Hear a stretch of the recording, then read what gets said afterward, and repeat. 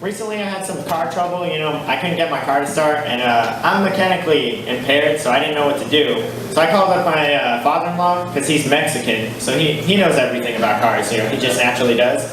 I was across town though, so he's like, well, it's going to take me a while, so you gotta wait. I'm like, yeah, no problem. So I'm sitting there, and this passing motorist, he stops and he's like, hey, do you need some help? And naturally, as a man, my first reaction was like, I don't need any fucking help. Like, I'm obviously just sunbathing. Like, that's what I'm doing right now. But I thought to myself, I'm like, calm down. I could actually use some help. So I'm like, yeah, if you could help me out. We open up the hood, we're looking at it, and he's like, well, it can't be your battery because the lights are turning on. And I'm like, yeah, that's what I was thinking. Realistically, I don't know where the fuck the battery is. I'm thinking to myself, like, I don't know how many double A's it takes. Like, there might be a Target nearby we can stop, if we need to. And he's like, well, let me try something. He sits in my driver's seat, and he sits down, and then he looks really confused, and he looks at me, and he steps out, and I'm like, oh, shit, what is it? And he's like, now, you do realize you can't start the car and drive, right?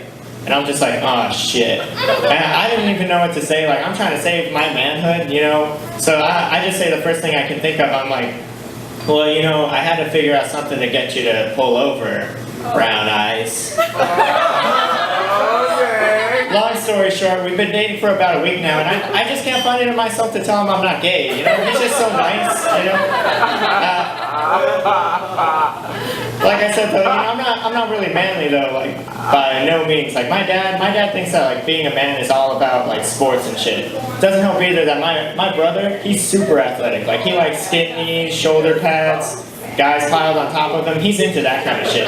My dad, he's always like, I don't know why you don't want to play sports. I'm like, well, I'm just too pretty, I can't do it, Dad. I'm sorry. And, but my dad, he always tried to encourage me through school.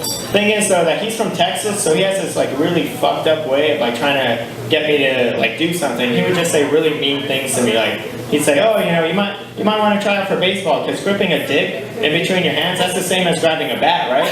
I'm like, that's a good point, Dad. I can pull my skills over, right? Or he'd say, you might want to try out for football. You can be center because your boyfriends keep you like this all the time, so no.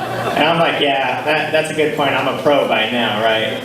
But it doesn't help either that whenever I do any sort of sports, I just get talked into doing like the fucked up, like something that I just have no business in, like something that needs a lot of endurance, a lot of hand-eye coordination. Like my buddy Mendoza, he talked me into playing racquetball the other day.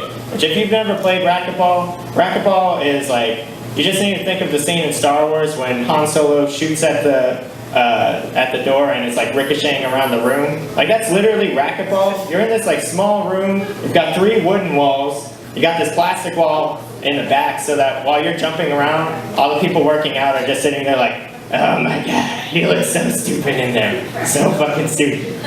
So, like I said, we go to play it. I don't know shit about it. I've got these little plastic goggles on like an idiot. They've got sweat on them. I don't think it's really hygienic, but I'm trying to be a man, So I'm like, I'll just deal with it. I'll wash up later, whatever.